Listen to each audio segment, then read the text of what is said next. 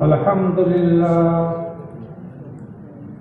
لله نحمده ونستعينه ونستغفره ونؤمن به ونتوكل عليه ونعوذ بالله من شرور أنفسنا ومن سيئات أعمالنا من يهده الله فلا مضل له ومن يضلله فلا هادي له ونشهد أن لا إله إلا الله وحده لا شريك له ونشهد أن سيدنا ومولانا محمدا عبده ورسوله صلى الله عليه وعلى آله وأصحابه وسلم تسليما كثيرا أما بعد أعوذ بالله من الشيطان الرجيم بسم الله الرحمن الرحيم ونضع الموازين القسط ليوم القيامة فلا تظلم نفس شيئا وإن كان مثقال حبة من خردل أتينا بها وكفى بنا حاسبين. وقال النبي صلى الله عليه وسلم كلمتان حبيبتان إلى الرحمن خفيفتان على اللسان ثقيلتان في الميزان سبحان الله وبحمده سبحان الله العظيم. صدق الله العظيم وصدق رسوله النبي الكريم ونحن على ذلك من الشاهدين والشاكرين. عاملین کرام، قابل احترام بزرگوں اور عزیز بھائی،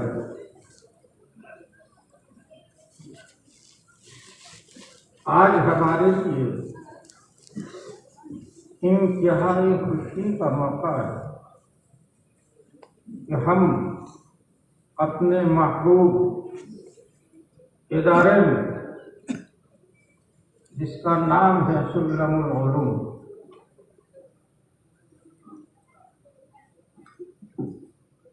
بخاری شریف کا آخری درس میں شریک ہو رہے ہیں۔ اللہ تعالی ہم سب کو امام بخاری کے علوم سے اور نبی پاک صلی اللہ علیہ وسلم کی احادیث سے اور قرآن کریم کی آیات سے خوب فائدہ اٹھانے کی توفیق عطا فرمائے۔ یہ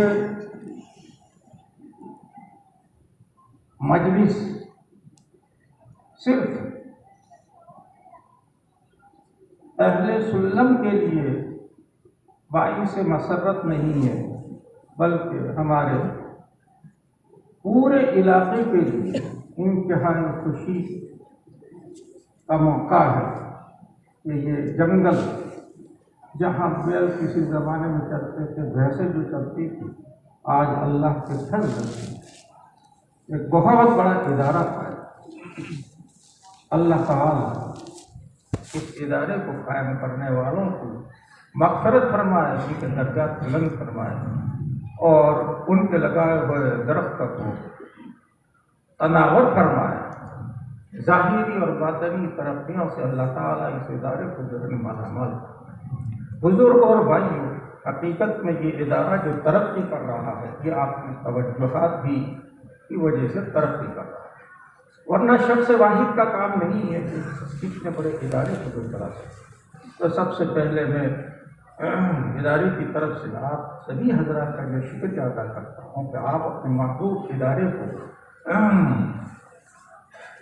جیسے ماضی میں فراموش نہیں کیا، انشاءاللہ آگے بھی آپ اس کو فراموش نہیں کریں گے اور ہر طرح سے اس کا جو ہے تعاون کریں گے۔ یہ ادارے جب تک ہندوستان کے اندر موجود ہے، انشاءاللہ اسلام نہیں، آج دشمنان اسلام کو مٹانے کی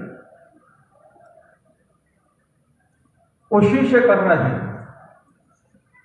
کہیں 3 طلاق کا مسئلہ کھڑا کر رہے ہیں، کہیں حجاب کا مسئلہ جو کھڑا کر رہے ہیں اور اسلام کو مٹانے کی جو ہے کوشش کر رہے ہیں، لیکن یہ ادارے قائم رہے انشاءاللہ تا قیامت ان کی تمام کوششیں رائگاں جائیں گی اور اسلام انشاءاللہ ثم انشاءاللہ ترقی کرتا ہے۔ اس لیے میری درخواست ہے کہ ان اداروں کی خوب آپ مدد کیجیے، تعاون کیجیے۔ تعاون کی دو صورتیں ہیں، ایک صورت تو یہ ہے کہ آپ دامے دھیرمی کی پر مدد کریں، دوسری صورت یہ ہے کہ آپ اپنے نونہالوں کو ان اداروں میں تعلیم کے لیے جو بھیجے، یہاں سے جو پڑھ کر کے جو نکلیں گے انشاءاللہ وہ دشمنان اسلام کا جو مقابلہ جو کریں گے اور اسلام کا نام بھی ہوگا۔ ایک بات میں خاص طور پر سامعین سے کہنا چاہتا ہوں، ویسے تو بہت سارے ادارے ہیں اور سبھی مستحق ہیں، تمام اداروں کی ہمیں مدد کرنی چاہیے، لیکن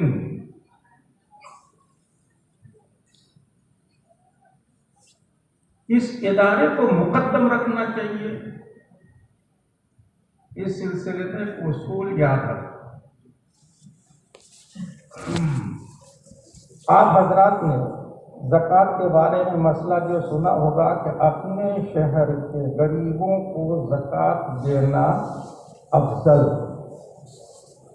اپنے علاقے میں غریب نہ ہوں، اپنے شہر میں نہ ہو تو پھر آپ دوسری طرف زکوٰۃ منتقل کر سکتے ہیں۔ یہی اصول یہاں جو جاری ہوگا۔ یہ آپ کے اہم علاقے کا مدرسہ ہے، آپ اس کا جتنا جو ہے تعاون کریں گے اتنا ہی آپ کو فائدہ ہوگا۔ اس ادارے کا آپ جو تعاون کریں گے جس کا فائدہ کس کو پہنچے گا؟ آپ کو پہنچے گا، یعنی آپ کے بچوں کو پہنچے گا، آپ کی نسلوں کو جو پہنچے گا۔ اور اگر آپ نے دور دراز علاقے کے اداروں کی اور مدرسوں کی جو مدد کی تو آپ کو آخرت میں ثواب تو ملے گا، لیکن آپ کو کیا فائدہ پہنچے گا؟ آپ کو اس وقت جو فائدہ پہنچے گا جب قریب اداروں کی آپ مدد کیجیے۔ ہمارا یہ علاقہ ہے، اس میں جو یہ ادارہ جو قائم ہے تو ہم سب کی مشترکہ جو ذمہ داری ہے کہ ہم اس کا خوب تعاون کریں، چندوں کے ذریعے سے بھی اور بندے کے ذریعے۔ چندے کے ذریعے سے بھی ہمیں جو اس کی مدد کرنی ہے، بندے کے ذریعے سے بھی مدد کرنی ہے، یعنی اپنے بچوں کو یہاں بھیجنا ہے۔ آپ نے چندہ تو دے دیا اور بندے نہیں دیے تو ہم کیا پڑھائیں گے؟ کس کو پڑھائیں گے؟ اللہ تعالیٰ ہم سب کو اس کی مدد کرنے کی توفیق جو عطا فرمائے۔ جتنے بھی سامعین یہاں موجود ہیں اس کو ان سے میں درخواست کروں گا، اپیل کروں گا کہ یہ ہمارا قریب ترین مدرسہ ہے تو پہلے ہمیں اس کا جو تعاون کرنا چاہیے، پھر دوسرے ادارے جو مستحق ہیں ان کا بھی جو تعاون کرنا چاہیے، لیکن اس کو مقدم رکھنا چاہیے۔ یہ تو صرف تمہید کی بات تھی، ورنہ مجھے تو بخاری شریف کو ختم کرنا ہے۔ آخری حدیث اور آخری بات ہمارے طالب علم نے جو ہے وہ پڑھی۔ امام بخاری نے اپنی کتاب کا آغاز بھی کتاب الایمان سے کیا اور اختتام بھی کتاب الایمان۔ آغاز بھی کتاب الایمان سے۔ آپ یہ کہیں گے کہ آغاز کہاں سے کیا؟ آغاز تو بابو بدل البیع پہ وہاں سے کیا کہ نہیں؟ تو لیکن یہ تو تمہید ہے۔ اصل کتاب شروع ہو رہی کتاب ایمان سے جو شروع ہو رہی اور ختم کون سی کتاب پر ہو رہی؟ کتاب توحید پر ختم ہو رہی۔ کتاب التوحید اور کتاب ایک ہی ہے۔ تو اس لیے امام بخاری نے اپنی کتاب کا آغاز کتاب الایمان سے کیا اور کتاب الایمان پر ہی اپنی کتاب کو جو ختم جو فرما رہے ہیں۔ اس میں اشارہ کرنا چاہتے ہیں اس بات کی طرف کہ آپ کا ایمان صحیح ہوگا، آپ کا ایمان صحیح ہوگا، آپ کا ایمان مضبوط ہوگا، قوی ہوگا تو آپ سیدھے جنت میں جائیں گے۔ آپ کا ایمان، دیکھو دو باتیں میں کہہ رہا ہوں، آپ کا ایمان صحیح ہوگا اور قوی ہوگا، آپ سیدھے جنت میں جائیں گے۔ بہت سے لوگ اللہ کو مانتے ہیں لیکن جس طرح ماننا چاہیے اس طرح نہیں، تو ان کا ایمان صحیح نہیں۔ اور بہت سے اللہ تعالیٰ کو مانتے ہیں، ان کا عقیدہ صحیح ہوتا ہے لیکن کمزور ہوتے ہیں، عقیدہ صحیح ہوتا ہے لیکن کمزور ہوتے ہیں۔ اس لیے ایمان کا صحیح ہونا اور قوی ہونا ضروری ہے جنت میں جانے کے لیے۔ اگر ایمان کمزور ہوگا تو کیا ہوگا؟ جنت میں جائیں گے، جاؤ گے لیکن وہاں جہنم۔ जन्नत में तो अगर ईमान पर किसी का खात्मा हुआ तो वो जरूर जो जन्नत में जाएगा। मन क़ाल ला इलाहा इल्लल्लाह दखलल जन्नह, हज़रत पाक सल्लल्लाहु अलैहि वसल्लम ने फरमाया है। लेकिन वो वाया जहन्नम, पहले जहन्नम में जाएगा, वो अपने गुनाहों की सज़ा जब भुगतेगा, फिर उसके बाद जब अल्लाह ताला चाहेंगे उसको जन्नत में पहुंचाएंगे। तो हमारी कोशिश होनी चाहिए कि हम सीधे जो है जन्नत में जाएं। ये दो रास्ते हैं, एक वाया जहन्नम और एक डायरेक्ट रास्ता है। कौन सा रास्ता इख्तियार करना चाहिए? वाया जहन्नम वाला रास्ता बहुत खतरनाक जो रास्ता है। कोशिश ये करनी चाहिए कि अल्लाह ताला हमें सीधा जो है जन्नत में पहुँचाए। तो इसलिए इमाम बुखारी रहमतुल्लाह अलैह ने ईमान को सही करने के लिए ये आखिरी बात काम होता है। शुरू में तो ईमान की तफसील है, किन चीज़ों पर ईमान लाना ज़रूरी है, किन चीज़ों पर ईमान लाना ज़रूरी है, इसकी तफसील। और आखिर में जो गलत अकीदे हैं उसकी जो तरगीब की गई है, किताब तौहीद, दूसरा नाम है किताब रद्द अलल जहमिया। जो मुसलमानों में गलत अकीदे और गलत नज़रिया जो पाए जाते हैं उसकी तरगीब के लिए किताबुल ईमान में कायम किया है। तो ये आखिरी बाब है, उसमें एक मसला है जिसको तमाम अहले सुन्नत वल जमात मानते हैं, लेकिन एक फिरका था किसी ज़माने में जिसको मुअतज़िला जो कहते थे, वो इसको नहीं मानता है। इसलिए मसला क्या है वो पहले समझो। ये तलबा के लिए सिर्फ मैं बात नहीं कह रहा हूँ, तलबा से ज़्यादा सामीईन को इस पर जो तवज्जो देनी चाहिए। आप बुखारी शरीफ पूरी तो नहीं पढ़ सकते, लेकिन ये अकेली बात है और अकेली हदीस है। अगर आप उसको समझ जाएं तो आपकी ज़िंदगियों में इनकलाब पैदा हो जाए। तो एक मसला ये है कि क़यामत के दिन बनी आदम के आमाल और अक़वाल खोले जाएंगे या नहीं? आमाल, इंसान अपने आज़ा से जो काम करता है, हाथ से पकड़ता है, आंखों से देखता है, कान से जो सुनता है, ज़बान से जो बोलता है, ये बंदों के जो अफ़आल हैं, ये बंदों के जो अफ़आल हैं, ये क़यामत के दिन खोले जाएंगे या नहीं? तमाम अहले सुन्नत वल जमात का ये मुसल्लमा जो अक़ीदा है कि तमाम बंदों के, बनी आदम के आमाल खोले जाएंगे, और आमाल नहीं अक़वाल भी खोले जाएंगे। बनी आदम के आमाल भी खोले जाएंगे और अक़वाल भी खोले जाएंगे। इसीलिए इमाम बुखारी ने आखिरी बात जो कायम किया है उसका उन्वान है कि बनी आदम के आमाल और उसके अक़वाल खोले जाएंगे। ये अक़वाल का क्यों इजाफा किया? आमाल के बाद अक़वाल की ज़रूरत नहीं, क्योंकि कौल किसको कहते हैं? ज़बान के अमल को, ज़बान के फ़ेल को क्या कहा जाता है? कौल जो कहते हैं। आँख का अमल है देखना, कान का अमल है सुनना, ज़बान का अमल है बोलना, वो तो आमाल में आ गया। लेकिन आमाल में बातों का तोला जाना और अक़वाल का तोला जाना ये अजीब मालूम होता है। इंसान बात करता है, वो हवा में खत्म हो जाती है, इसको कैसे तोला जाएगा? इसलिए मुअतज़िला ने इनकार कर दिया कि बनी आदम के ना आमाल तोले जाएंगे ना अक़वाल तोले जाएंगे। क्यों? इंसान जब बोलता है या कोई काम करता है, ज़ोहर की नमाज पढ़ता है, असर की नमाज पढ़ता है, अभी आपने मगरिब की नमाज पढ़ी नहीं पढ़ी, इसका कहीं वजूद है, उसको कैसे तोला जाएगा? तोला कौन सी? जो जिस्म वाली होती है, जो जिस्म वाली होती है उसको तो तोला जाता है, जिसका कोई जिस्म ही नहीं उसको कैसे तोला जाएगा? इसलिए उनकी अकल में भी आखिर क्या करते हैं। मुअतज़िला क्या की बात है, कुरान और हदीस की जो बातें उनकी अकल में नहीं आती हैं उसका इनकार करते हैं। हुजूर और भाइयों याद रखो, कुरान और हदीस की बात हमारी अकल में आए या ना आए, हमें मानना है, तब आपका ईमान जो सही होगा, उसके बगैर ईमान जो सही नहीं होगा। वो कहते हैं हमारी अकल में नहीं आता, आरा को कैसे तोला जाएगा? जिसका कोई जिस्म नहीं है उसको कैसे भी तोला जाए? लेकिन ये पहले ज़माने की बातें थी। आज अगर मुअतज़िला होता तो उनको कान करने पड़ते कि हमने कैसी गलती की। आज हर चीज़ तोली जा रही है, गर्मी तोली जा रही है, तोली जा रही है। आप बीमार हो गए, डॉक्टर के पास गए, डॉक्टर ने जो आला बगल में घुसाया और थोड़ी देर के बाद कहकर 103 डिग्री बुखार, 103 डिग्री बुखार, किसी चीज़ को तोल रहा, बुखार को तोल रहा है कि नहीं तोल रहा? तो जैसे आज आलात जो ईजाद हो चुके हैं, بخار کے بھی اور گرمی کے تولنے کے بھی، اسی طرح قیامت کے دن اللہ تعالیٰ ایسا آلہ جو ہے، ایسا ترازو جو ہمیں تیار کریں گے کہ جس سے کیا تولے جائیں گے؟ اعمال تولے جائیں گے۔ آپ نے مغرب کی نماز پڑھی، لیکن مغرب کی نماز میں کتنا جو وزن ہے وہ کانٹا بتلائے گا، وہ کانٹا بتلائے گا۔ اگر کسی کو جو بخار ہے تو وہ آلہ بتاتا کہ کتنا بدن کے اندر بخار ہے۔ اسی طریقے پر قیامت کے دن اللہ تعالیٰ جو ترازو جو قائم کریں گے، اس سے کیا چیز تولی جائے گی؟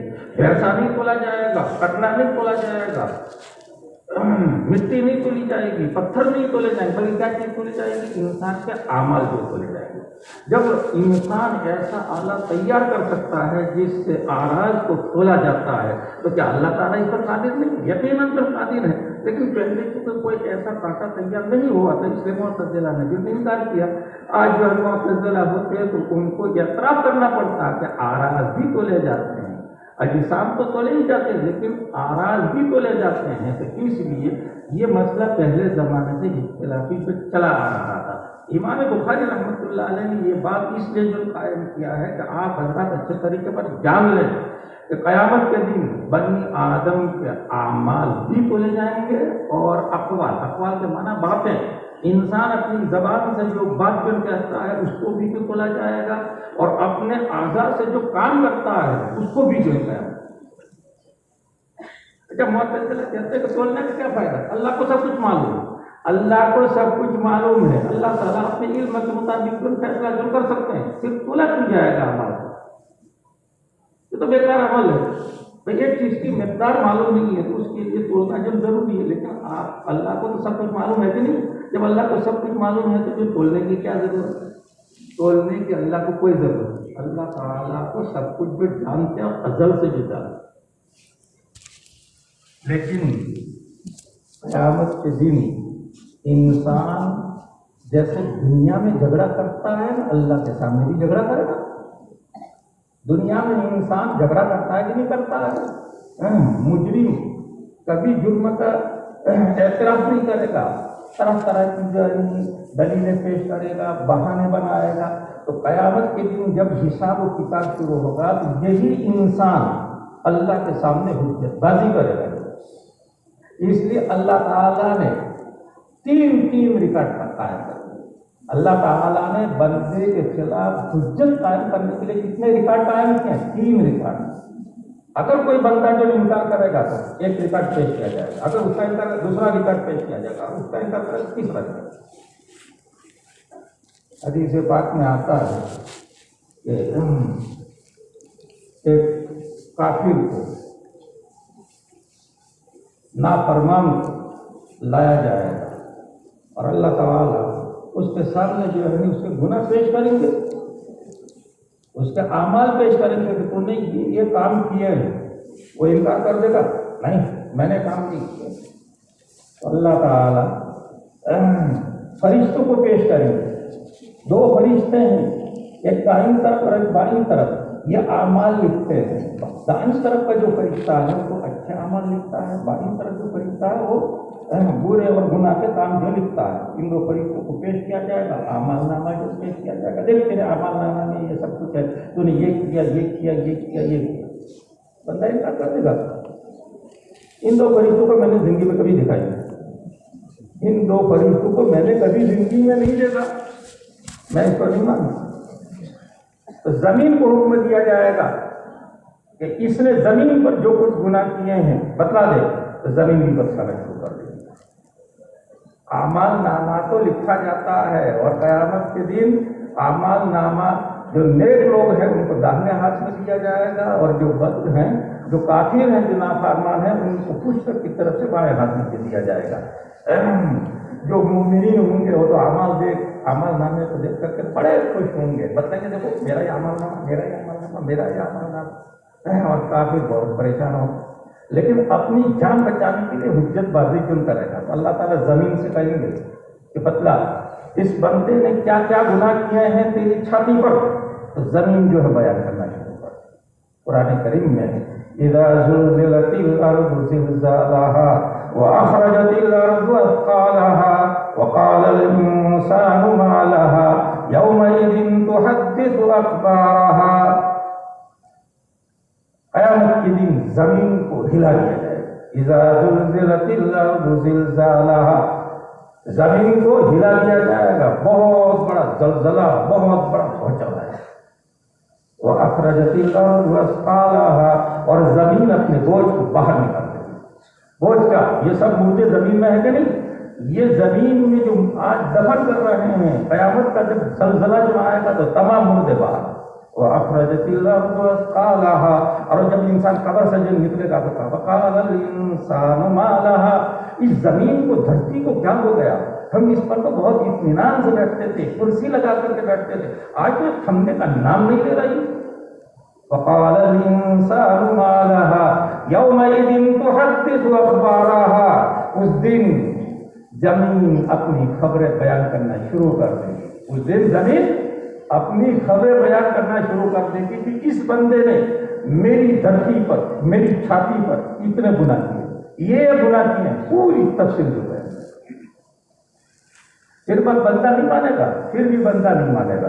وہ تو یہ کہے گا کہ مجھے تو چشمدید گواہ چاہیے، ان کو تو میں نے کبھی نہیں دیکھا. مجھے تو گواہ کون سا ہونا چاہیے؟ چشمدید گواہ ہونا چاہیے، نہیں ہونا چاہیے چشمدید جو ہے گواہ.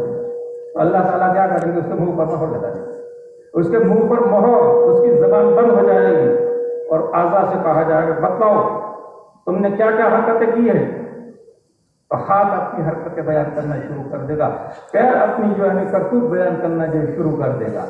قرآن کریم میں یاسین شریف کے اندر ہے الیوم نختم علی افواہہم وتکلمنا ایدیہم وتشہد ارجلہم بما کانوا یکسبون. آج ہم ان کے منہ پر مہر لگائیں. الیوم نختم علی افواہہم وتکلمنا ایدیہم، اور ان کے ہاتھ بولیں گے، وتکلمنا، ہم سے گفتگو کریں گے ان کے ہاتھ، وتشہد ارجلہم بما کانوا یکسبون، اور ان کے پیر گواہی دیں گے ان کاموں کی، ان حرکتوں کی، ان کرتوتوں کی جو پاؤں نے کی. اب تو چشمدید ہو گیا، وہ اپنے ہاتھ کا انکار نہیں کر سکتا. ہاتھ تو ہمیشہ اس کے سامنے سے رہتا ہے، پیر بھی اس کے جو سامنے رہتے ہیں، آنکھیں بھی اس کے سامنے، حتیٰ کہ زبان پر مہر لگا دی جائے گی، زبان بھی بولنا شروع کر دے گی اس کے خلاف.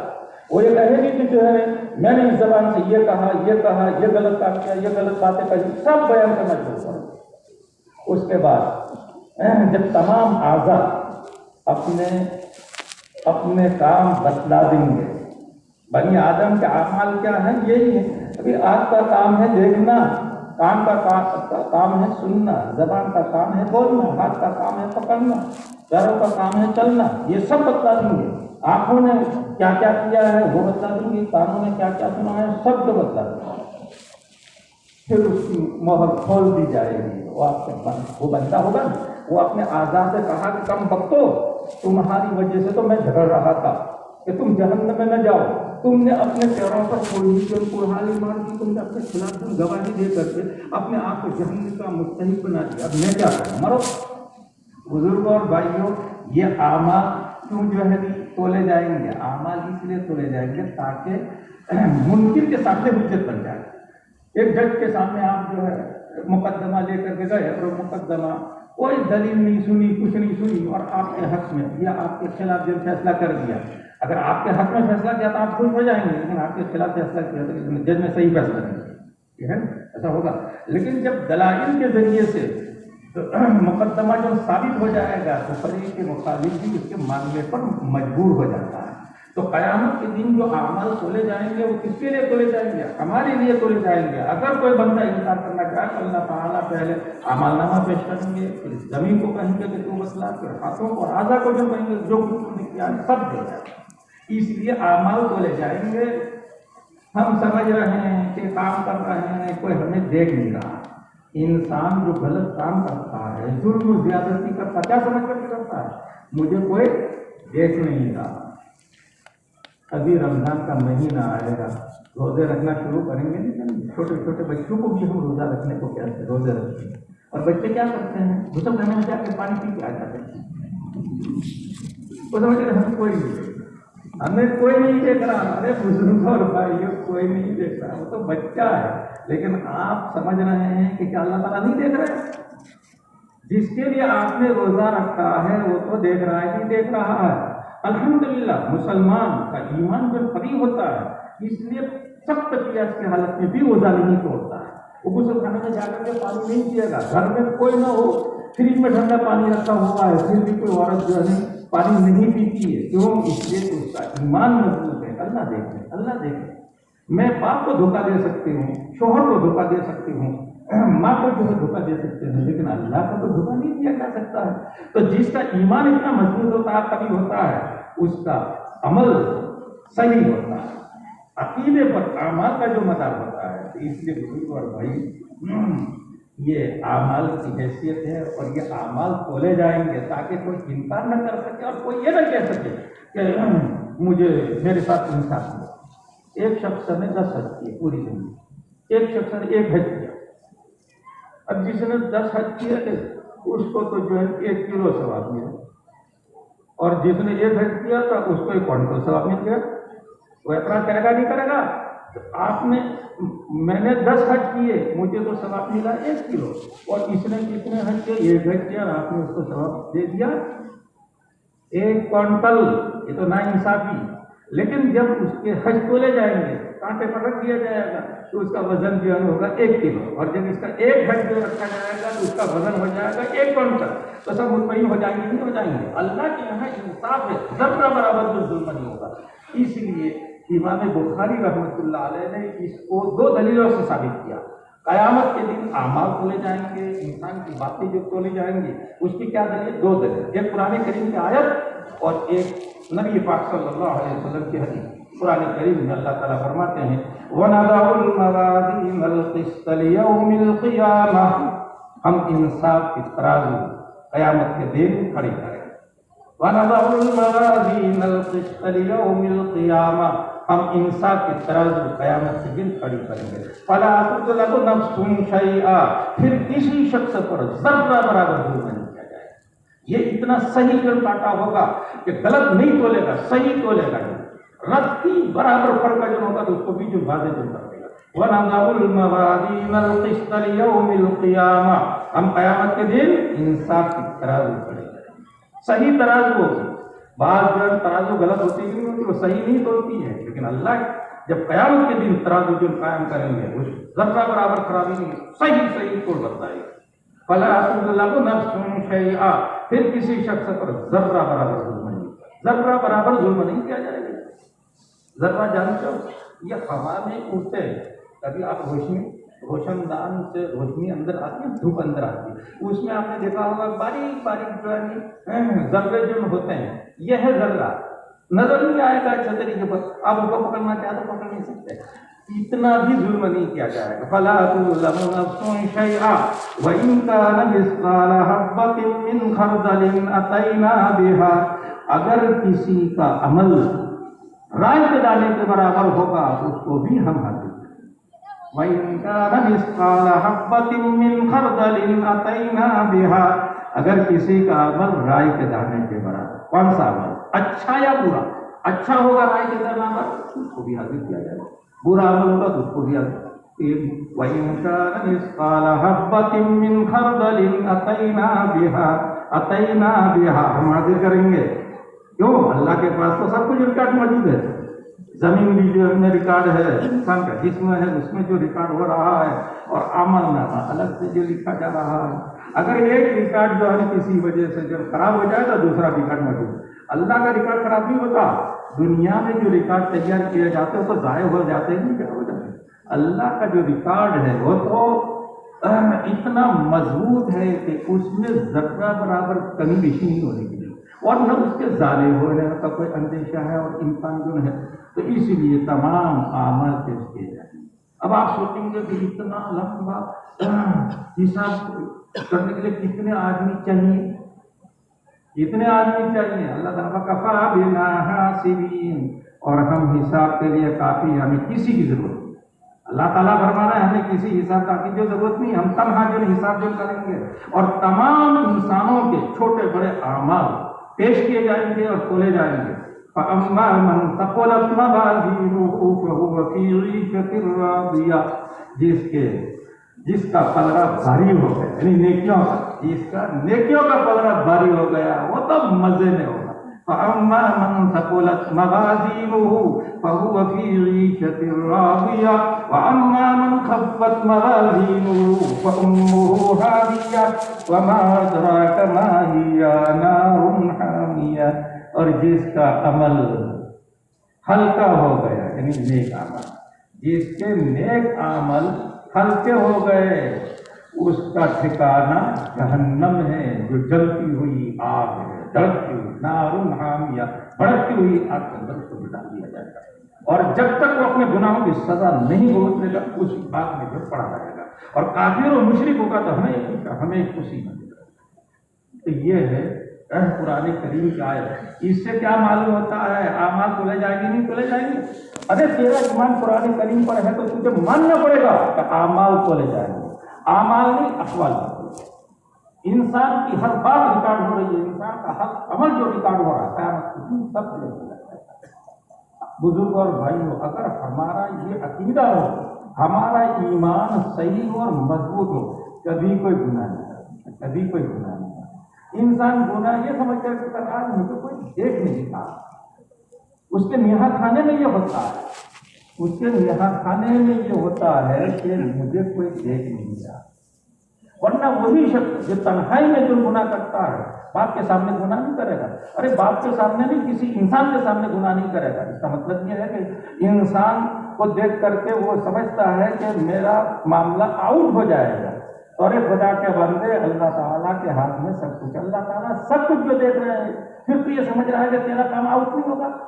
اللہ تعالیٰ سب کچھ جو نہیں دیکھ رہے ہیں. اگر ہمارا ایمان مضبوط ہو جائے تو ہم سے بڑا کوئی پرہیزگار اور متقی ہو. عزیزو، ایک قصہ، ایک بہت بڑے بزرگ تھے،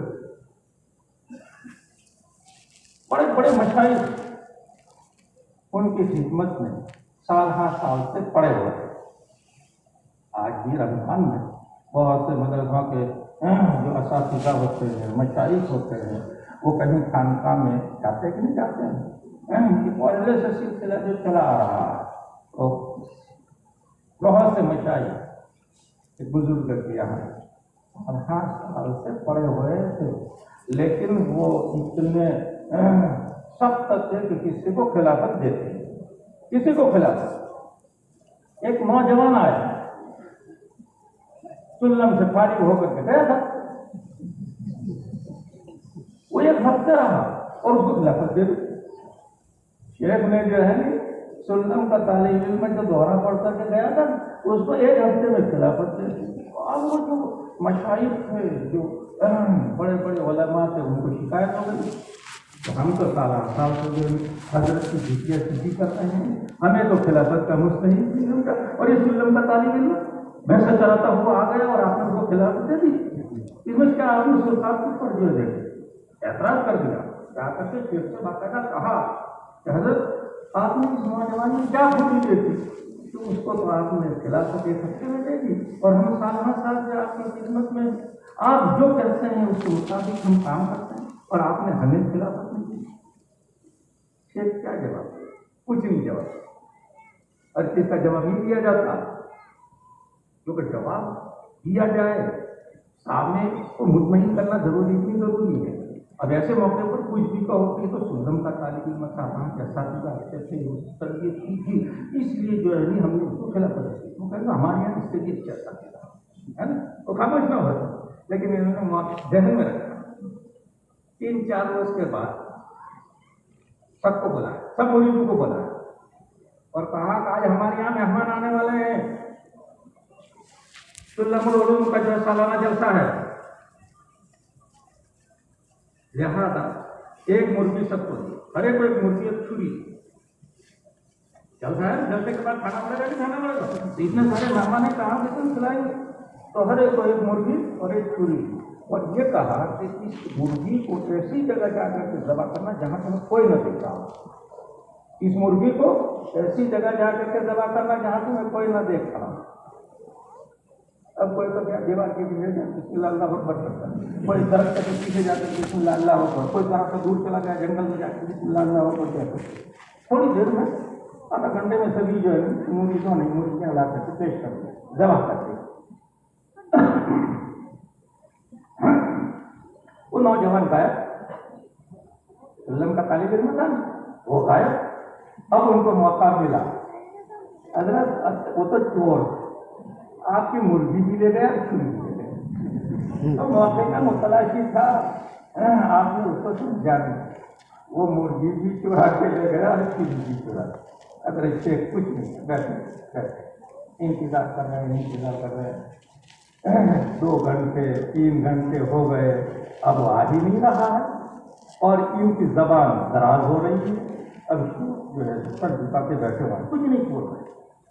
2-3 گھنٹے کے بعد وہ نوجوان آئے، اس کے ہاتھ میں مرغی اور چھری، لیکن زندہ جو ہے مرغی لے کر کے جمایا، اور اس نے شیخ کی خدمت میں زندہ مرغی جو ہے پیش کر آگے دبا کر کے کیوں نہیں لایا؟ وہ کہنے لگا نوجوان کہ آپ نے حکم دیا تھا کہ ایسی جگہ جا کر کے ذبح کرنا جہاں تمہیں کوئی نہ دیکھ رہا ہو۔ میں جہاں کہیں گیا وہاں مجھے اللہ دیکھ رہے، جہاں کہیں میں گیا وہاں مجھے اللہ دیکھ رہے، تو کوئی جگہ مجھے ایسی ملی ہی نہیں کہ جہاں مجھے کوئی نہ دیکھ رہا ہو۔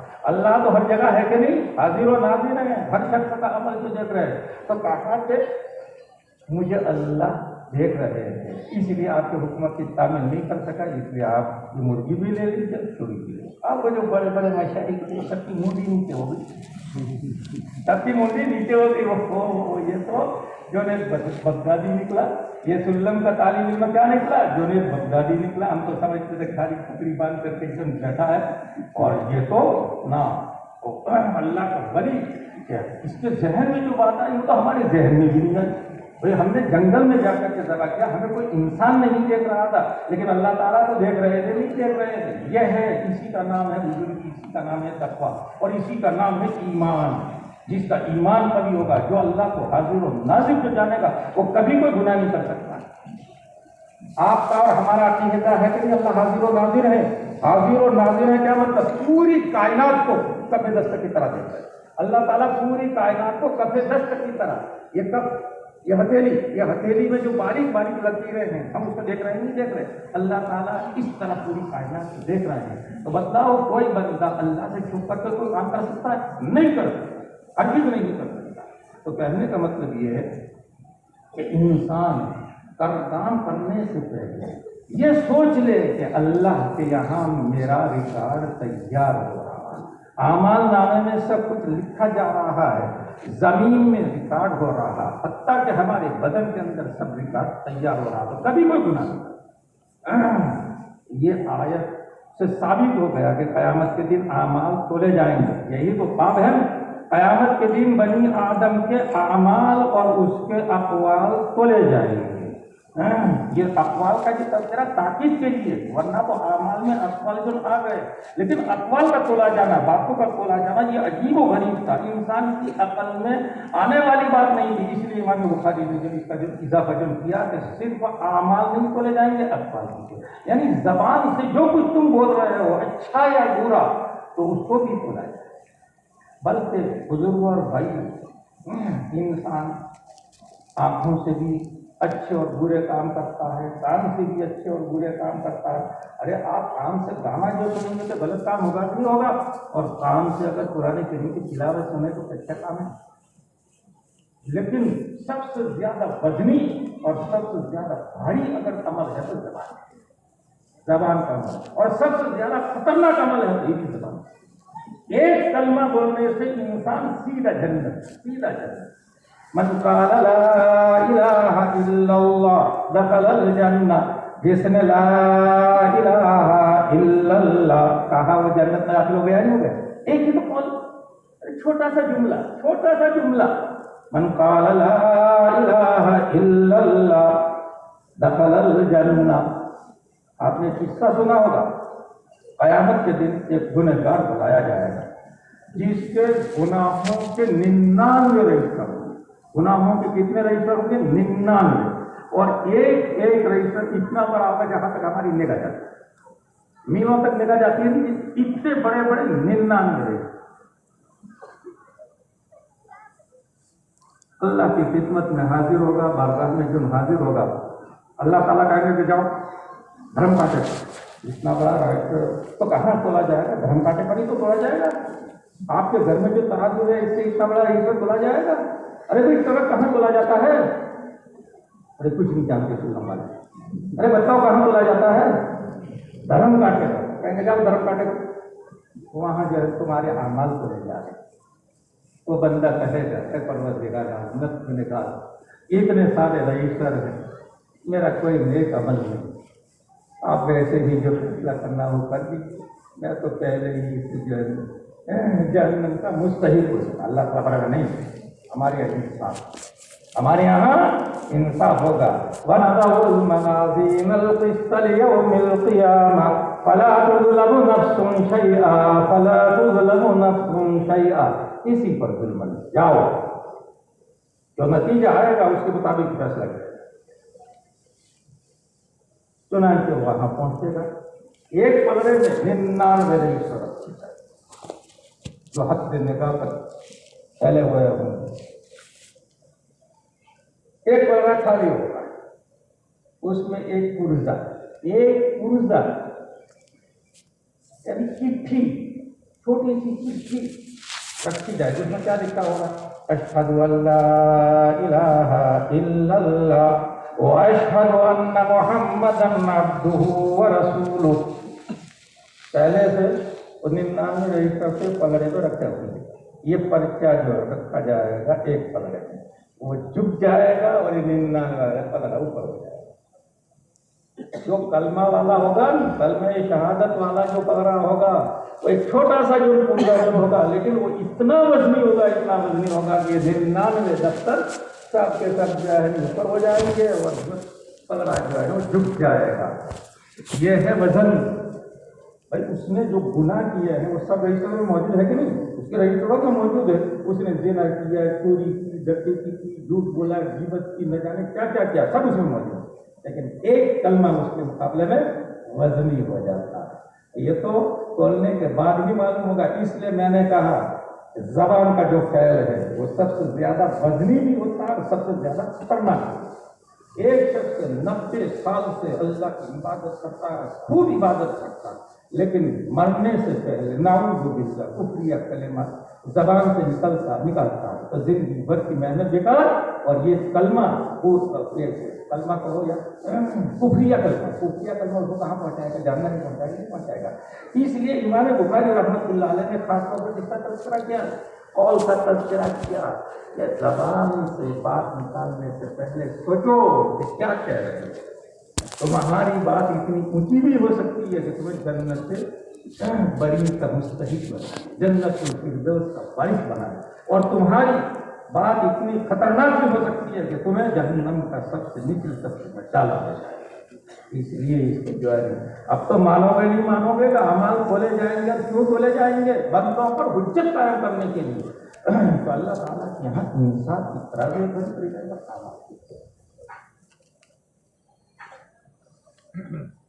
امام بخاری نے تو اس آیت کو یہاں اس پس منظر میں جو ہم نے ذکر کیا ہے کہ قیامت کے دن اعمال کھولے جائیں۔ دعویٰ ان کا یہی ہے۔ امام بخاری نے آخری بات کیا قائم کیا؟ بنی آدم کے اعمال اور اقوال کھولے جائیں گے۔ اس کی آیت کا پورا ٹکڑا پیش کیا، ہم قیامت کے دن انصاف کی ترازو کھڑی کریں بس۔ اور جب مطلب آپ ثابت ہو گیا نہیں ہو گیا، قرآن کریم سے جو ہے یہ بات ثابت ہو گئی نہیں ہو گئی کہ اعمال کھولے جائیں گے۔ ترازو کیوں کھڑی کی جاتی ہے؟ دیکھنے کے لیے ترازو کھڑی کی جاتی ہے، تولنے کے لیے اعمال کھولے جائیں گے۔ قرآن کریم سے مسئلہ ثابت ہو گیا نہیں ہو گیا۔ اب اگر کوئی شخص اس کا انکار کرتا ہے تو قرآن کریم کا منکر ہے، وہ مومن ہو نہیں سکتا۔ لیکن اس آیت میں عجیب و غریب بات اس معاشرے کے تعلق سے بہت عمدہ بات ہے۔ ترمذی شریف میں اس کی تفصیل، ترمذی شریف میں اس کی تفصیل ہے، غور سے سنو۔ حضرت عائشہ رضی اللہ عنہ اپنے حجرے میں بیٹھی ہوئی تھی۔ حضرت عائشہ کا حجرہ مسجد نبوی سے بالکل متصل تھا، جہاں روضہ اقدس ہے، یہ حضرت عائشہ ہی کا تو حجرہ تھا۔ صلی اللہ علیہ وسلم کو حضرت عائشہ کے حجرے میں جو ہے دفن کیا گیا ہے، تو حضرت عائشہ اپنے حجرے میں تشریف فرما ہے۔ نبی پاک صلی اللہ علیہ وسلم مسجد نبی میں بیٹھے ہوئے ہیں، ایک شخص اور اس نے نبی پاک صلی اللہ علیہ وسلم سے عرض کیا کہ یا رسول اللہ میرے نوکر، یا رسول اللہ میرے نوکر چاکر ہیں، میرے غلام،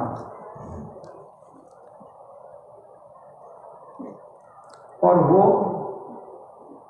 میرے مال میں خیانت کرتے ہیں اور میرے سامنے جھوٹ بولتے ہیں۔ نوکر کی حرکت ہوتی نہیں ہوتی ہے، میرے غلام ہیں، میرے نوکر چاکر ہیں، وہ میرے مال میں خیانت کرتے ہیں اور میرے سامنے جھوٹ بولتے ہیں۔ میں نے کہا بھائی اتنا مال تیار ہونا چاہیے، اس میں سے اتنی کھجوریں اترنی چاہیے، تم نے اتنی کھجوریں کہاں ہضم کر دی؟ تو کہیں گے بس اتنی کھجوریں اتری، مال میں خیانت اور جھوٹ بولنا، تو جس کی وجہ سے میں ان کو پیٹتا ہوں، ان کو مارتا ہوں۔ آقا کو جو غصہ آتا ہی نہیں آتا، بھائی نوکر خیانت کرے گا، آپ کے مال میں خیانت کرے گا، جھوٹ بولے گا تو غصہ آئے گا کہ نہیں آئے گا؟ اس کی وجہ سے میں ان کی پٹائی کرتا ہوں۔ بس یہ ان کا کیا عمل ہے، خیانت کرتے ہیں، جھوٹ بولتے ہیں۔ میرا یہ ہے کہ عمل میں ان کو پیٹتا ہوں۔ تو قیامت کے دن میرا اور ان کا کیا حال ہوگا؟ قیامت کے دن میرا اور ان کا کیا حال ہوگا؟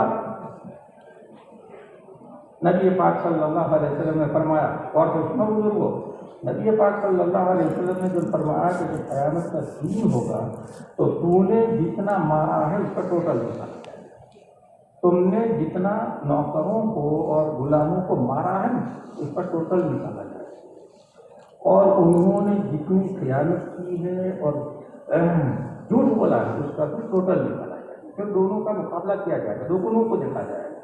اگر تم نے ان کو اتنا ہی مارا ہے جتنی انہوں نے خیانت کیا، جھوٹ بولا، تو اس میں نہ تمہارے لیے کوئی فائدہ نہ نقصان۔ جتنا تم نے مارا ہے اتنا ہی انہوں نے جھوٹ بولا ہے اور خیانت کی ہے، تو معاملہ برابر خراب ہو جائے گا، نہ تمہارے لیے کوئی فائدے کی بات، نہ تمہارے لیے کوئی نقصان کی بات۔ اور اگر تمہارے نے زیادہ مارا ہے اور انہوں نے خیانت کم کی ہے، جھوٹ کم بولا ہے، تو قیامت کے دن تم سے قصاص لیا جائے گا، قیامت کے دن تم سے قصاص لیا جائے گا۔ تم نے جتنا زیادہ مارا ہے اتنا قصاص تم سے لیا جائے گا، اور اگر تم نے کم مارا اور انہوں نے زیادہ جھوٹ بولا تو اس میں تمہارے لیے فائدہ۔ اگر تم نے کم مارا اور انہوں نے زیادہ جھوٹ بولا تو اس میں تمہارے لیے فائدہ۔ جب نبی پاک صلی اللہ علیہ وسلم نے یہ بات بتلائی، حضرت عائشہ رضی اللہ عنہا فرماتی ہیں کوئی شخص مسجد سے فوراً جا کے رونے لگا، زور سے رو رہا، ہائے میرا کیا ہوگا، ہائے میرا کیا ہوگا۔ تو احتمال ہے کہ ٹوٹل میں مار زیادہ ہو جائے، اگر مار زیادہ ہو گئی تو آخرت میں پھر ڈنڈے پڑیں گے نہیں پڑیں گے؟ جب آپ نے یہاں نوکر پر جو ہے نہیں مارا، قیامت کے دن قصاص دیا جائے گا تم سے، اور تمہیں بھی ڈنڈے پڑیں گے نہیں پڑیں گے؟ رونے لگا کہے گا اللہ میرا کیا ہوگا، میرا کیا ہوگا۔ نبی پاک صلی اللہ علیہ وسلم، نبی پاک صلی اللہ علیہ وسلم فرمایا کہ میں نے جو بات کہی وہ تو قرآن کریم میں موجود ہے، میں نے اپنی طرف سے کوئی بات نہیں کہی، میں نے جو بات کہی وہ قرآن کریم میں موجود ہے۔ اور نبی پاک صلی اللہ علیہ وسلم نے آیت تلاوت فرمائی، وَنَضَعُ الْمَوَازِينَ الْقِسْطَ لِيَوْمِ الْقِيَامَةِ فَلَا تُظْلَمُ نَفْسٌ شَيْئًا وَإِنْ كَانَ مِثْقَالَ حَبَّةٍ مِّنْ خَرْدَلٍ أَتَيْنَا بِهَا وَكَفَىٰ بِنَا حَاسِبِينَ۔ اس میں یہ تو مضمون ذرہ برابر ظلم نہیں کیا جائے گا، اور ذرہ برابر عمل ہوگا اچھا یا برا تو حاضر، اور اس کا حساب لیا جائے گا، اس کا ٹوٹل نکالا جائے گا۔ اگر تم نے زیادہ مارا ہے تو حساب دیا جائے گا۔ حضرت عائشہ کہتی ہیں جب اس بندے نے یہ بات جو سنی تو انہوں نے کہا کہ یا رسول اللہ آپ گواہ ہیں، میں نے اپنے تمام غلاموں کو آزاد کر دیا۔ یا رسول اللہ آپ گواہ ہیں، میں نے اپنے غلاموں کو آزاد کر دیا۔ کیوں؟ اس لیے کہ اگر وہ میں آزاد نہیں کروں گا اور میرے پاس رہیں گے تو وہ جھوٹ بولیں گے، خیانت کریں گے، اور میں ماننے پر مجبور ہو جاؤں گا۔ انسان کو غصہ آتا ہے کہ نہیں آتا؟ اس لیے میرے لیے اور ان کے لیے بہتر یہ ہے کہ میں ان کو آزاد کر دوں تاکہ قیامت کے دن ہمارا ان کا کوئی حصہ نہیں، اور پھر تمام غلام کو آزاد کر کے چلا جائے۔ یہ ہے بزرگ اور بھائیوں قصہ جو ترمذی شریف کے اندر تفصیل کے ساتھ جو بیان کیا گیا ہے۔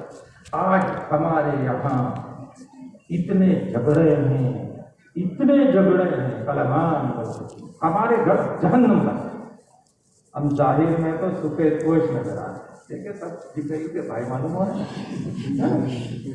ایسا معلوم ہوتا ہے کہ حضرت جبرائیل آ گئے ہیں مجلس میں اور اپنے تمام ساتھیوں کو لے کر کے جو نہ آئے ہیں. ظاہر میں تو بہت اچھے معلوم ہوتے ہیں، بہت اچھے معلوم، لیکن ہمارے کرتوت کیا ہے؟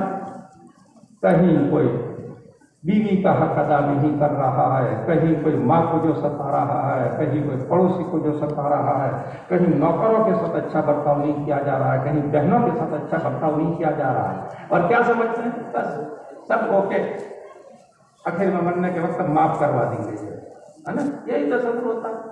ارے یہ تو جو اللہ والے ہوتے ہیں وہ آخر میں معاف کروا دیں. ورنہ تو انسان نماز پڑھتا ہے، بڑی پابندی سے جو نماز پڑھتا ہے، روزے رکھتا ہے، عمرے کرتا ہے، حج پر حج کرتا ہے، لیکن گھر میں دیکھو تو بیوی کے ساتھ اس کا اچھا برتاؤ نہیں، ماں کے ساتھ اچھا برتاؤ نہیں، بھائی بہنوں کے ساتھ اس کا بچہ اچھا، یہ ایسے ہی چھوڑ دیا جائے گا؟ قیامت کے دن حساب ہوگا. آپ نے بیوی کو جتنا مارا ہے، بیوی کو جتنا ستایا ہے، حساب دیا جائے گا اور پیسہ کیا جائے گا. ایسے ہی عورت نے اگر شوہر کو جو ستایا ہے تو اس سے بھی جو حساب دیا جائے گا. یہ ہر چیز ہے بھائی. میاں بیوی کا تعلق ہے کہ نہیں؟ جیسے وہاں مولا ہے، باس ہے اور غلام نوکر چاکر، ایسے ہی شوہر ہوتی ہے. شوہر نے بیوی کے حقوق ادا کیے نہیں، بیوی کے اگر حقوق ادا نہیں کیے ہیں، بیوی کو پریشان کیا ہے، بیوی کو ستایا ہے، ایک پرائی بچی کو آپ گھر میں جو لا کر کے جو ستائیں گے تو اس کا دل نہیں دکھے گا؟ بتلاؤ، اس کا دل دکھے گا نہیں دکھے گا؟ ارے ابھی تو اتنی شادی نہیں تھی، میں کیا بتاؤں؟ ابھی نیتا پڑھو گے پتہ چلے گا کہ جو ہے شادی کے بعد کیا کیا جو پریشانیاں جو ہو جاتی ہیں. تین میں کہہ رہا ہوں ابھی نیتا کے لیے پارٹی لگا کر کے بیٹھ جاؤ گے، قبیل تو کہو گے، لیکن قبیل تو کے بعد پھر بہت بڑی ذمہ داری آئی، بہت بڑی. ابھی تو دیکھو صرف تمہارے ماں باپ کی بات مانو گے، جب شادی ہو جائے گی تو کیا ہوگا؟ اب کشمکش ہے. بیوی کہے گی یہ میری بات تھوڑی سی دبا دی جائے، میرے طبیعت خراب ہے. ماں کہے گی تو خالی دھن بدل وہاں بیمار دوا تھلا. اب کیا کرو؟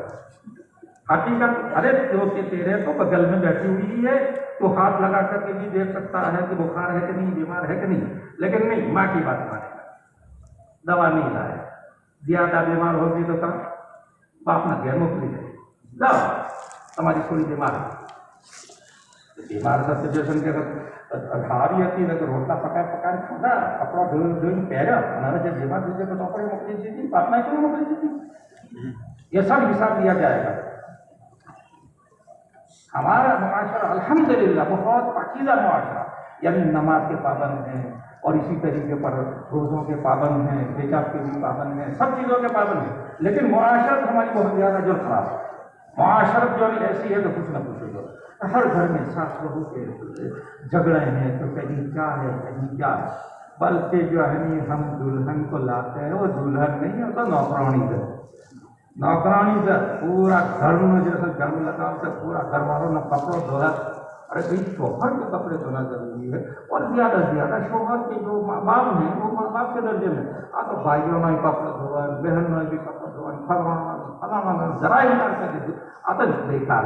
اب ہو پائے تو ہم نہیں لگتا. اللہ تعالیٰ اندیجی علاج ہے. اللہ تعالیٰ دنیا میں خبر پریشان سے رہتا.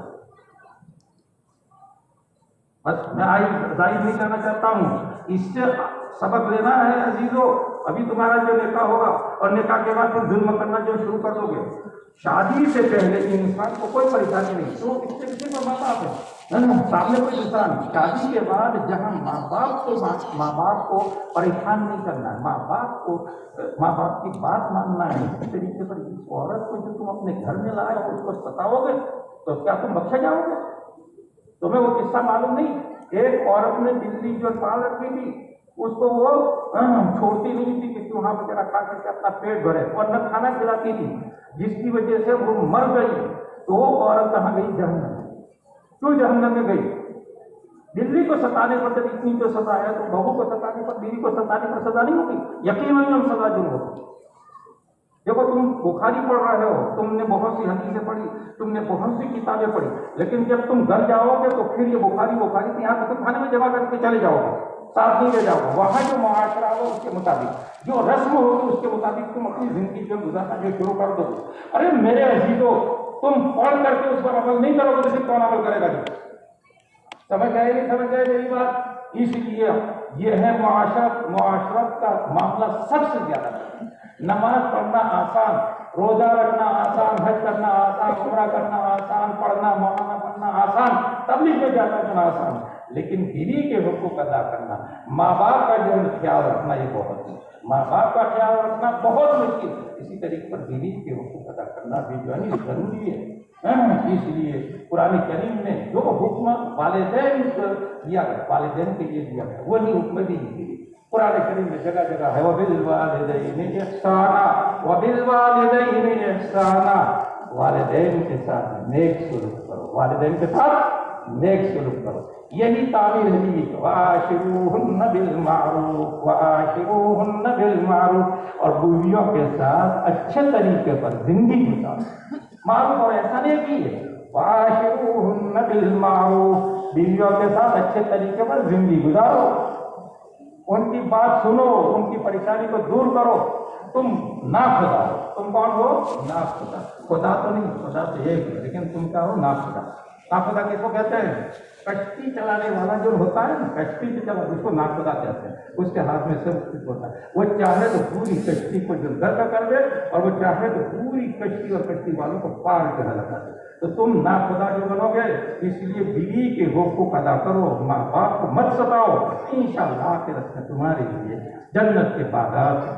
اور اگر تم نے جو ماں باپ کو ستایا، بیوی کو پریشان کیا، معمولی باتوں پر جو طلاق جو دے دی، وہ بیچاری دنیا میں تو کچھ نہیں کہے گی، لیکن اللہ تعالیٰ سب دیکھ رہا ہے، ہو سکتا ہے دنیا میں تمہیں جو دوسری بیوی ملے مانو دم کھا جائے، ناک میں دم کر دے گی۔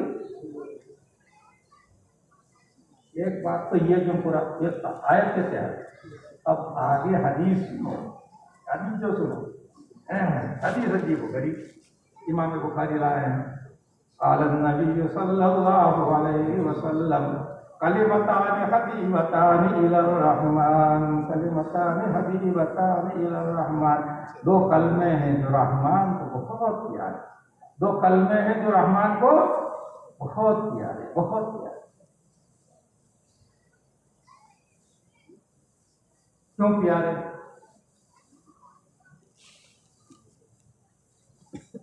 آپ کی اگر کوئی تعریف کرے، آپ کی اگر کوئی تعریف کرے تو آپ کو وہ بات اچھی معلوم ہوتی ہے، کوئی برائی کرے، مذمت کرے تو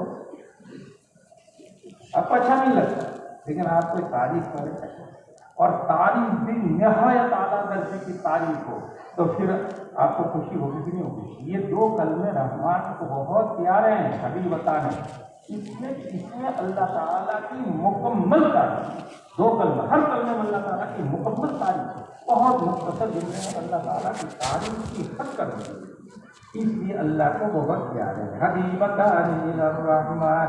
اچھا دو کلمے ہیں، یہ کلمے نہیں، یہ تو کلام ہے، کلمہ تو مفرد لفظوں کو کہتے ہیں کہ نہیں کہتے ہیں؟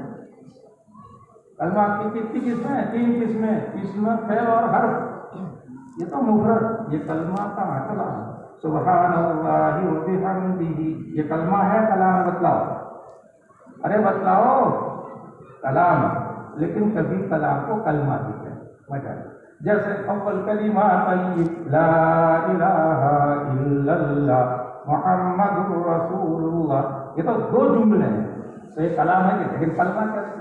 کلمہ یوم، کلمہ طیب، کلمہ شہادت، تو سبھی جملے کو، مکمل کلام کو بھی کلمہ کہا جاتا ہے، یہاں وہی معنی، اور کلمہ کے معنی بول، اپنے اردو میں کیا ہوتا ہے؟ دو بول، دو بول، آپ کو سمجھ گئے کلمہ کیا معنی؟ دو بول ہیں، دو چھوٹی چھوٹی باتیں، دو بول ہیں جو رحمان کو بڑے پسند، خفیفتان علی اللسان، اور زبان پر نہایت آتا ہے، 2-3 مرتبہ کہو سبحان اللہ وبحمدہ، سبحان اللہ وبحمدہ، سبحان اللہ وبحمدہ، یاد ہو جائے گا کہ ہو جائے گا؟ اس میں کوئی مشکل لفظ ہے؟ ولا تعلیم کا تعداد ہی نہیں یہاں،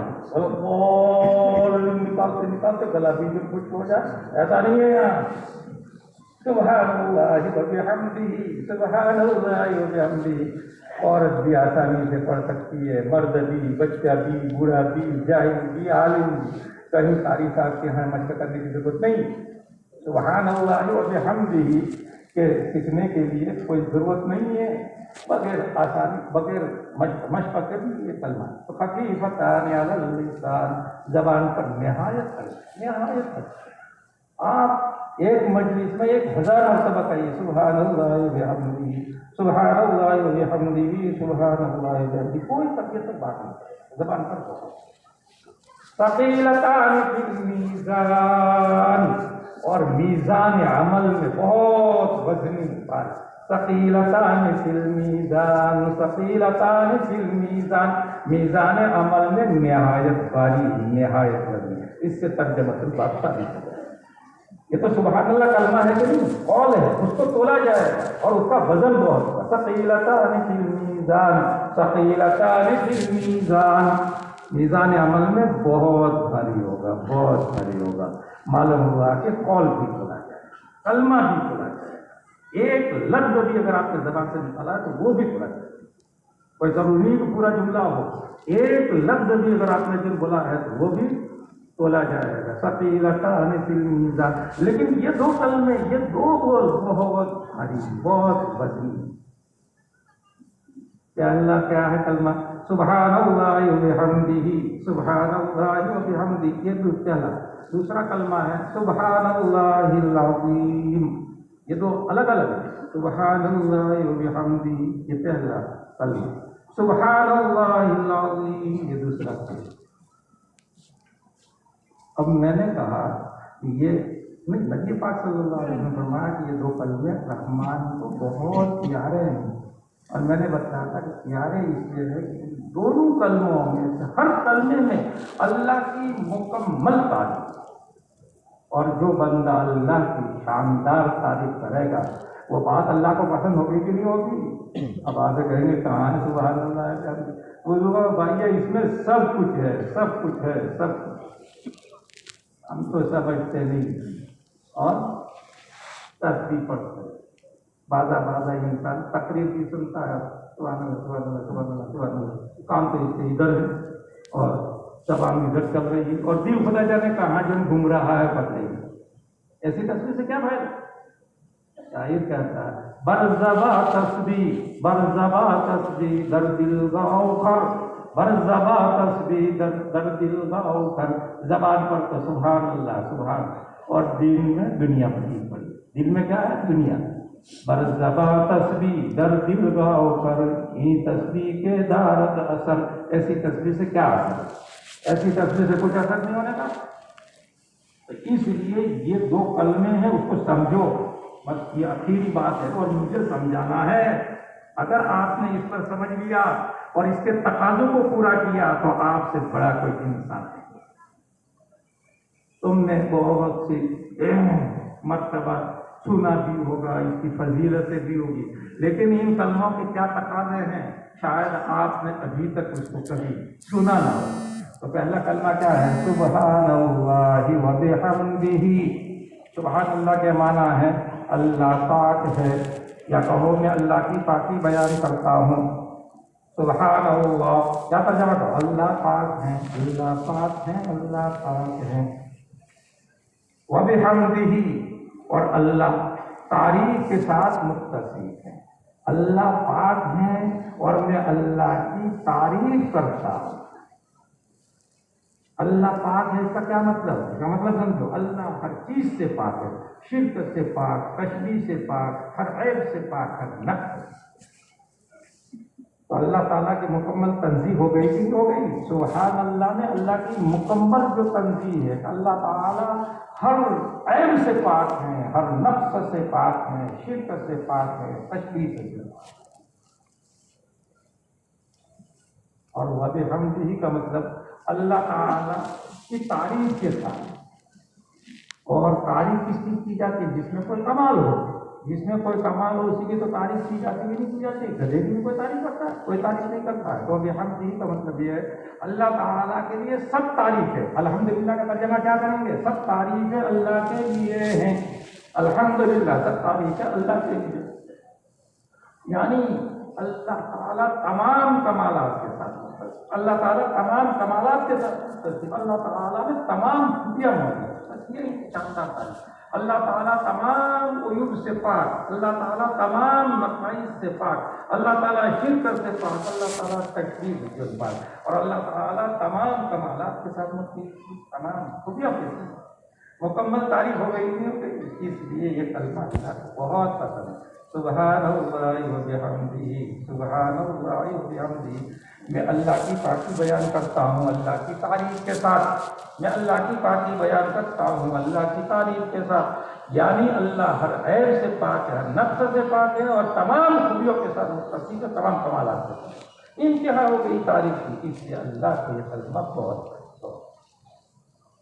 دوسرا جو جملہ ہے اس کے بھی معنی، پہلا تو یہ سبحان اللہ ہے، پہلا تو اس میں بھی سبحان اللہ ہے، سبحان اللہ و بحمدہ۔ دوسرا جملہ کیا ہے؟ سبحان اللہ العظیم، اللہ پاک ہیں جو عظیم الشان ہے، اللہ پاک ہیں جو عظیم الشان ہے۔ عظیم الشان کون ہوگا؟ جو تمام کمالات کے ساتھ متصف ہوگا، جو تمام کمالات کے ساتھ متصف ہوگا وہ عظیم الشان ہوگا کہ نہیں ہوگا؟ اللہ تعالیٰ عظیم الشان، اللہ پاک ہیں جو عظیم الشان ہے، تو اللہ تعالیٰ کی پاکی بھی ہو گئی اور اللہ کی حمد بھی ہو گئی کہ نہیں ہو گئی؟ دونوں کا ایک ہی مطلب، بس تعبیر میں فرق ہے۔ سبحان اللہ بحمدہ کا جو مطلب ہے وہی سبحان اللہ العظیم، ترجمہ کرنے سے واضح ہو جائے گا۔ سبحان اللہ بحمدہ، سبحان اللہ العظیم، میں اللہ کی پاکی بیان کرتا ہوں اللہ کی حمد کے ساتھ، اور دوسرے جملہ میں اللہ کی پاکی بیان کرتا ہوں جو عظیم الشان ہے۔ تو بزرگوں اور بھائیوں، جب آپ یہ کلمہ پڑھیں تو آپ کے ذہن میں معنی ہونے چاہیے، تب جا کر کے جو ہے ثواب ملے گا۔ اور پھر سبحان اللہ کی بھی دو تقاضے ہیں، الحمدللہ کی بھی دو تقاضے۔ سبحان اللہ کے کتنے تقاضے ہیں؟ دو تقاضے ہیں۔ جب دو تقاضے پورا کرو گے تب یہ کلمے وزن ہوں گے، نہ کوئی ضرورت نہیں ہونا چاہیے۔ پہلا تقاضا سبحان اللہ کا پہلا تقاضا ہے آپ کا عقیدہ اس کے مطابق ہونا چاہیے۔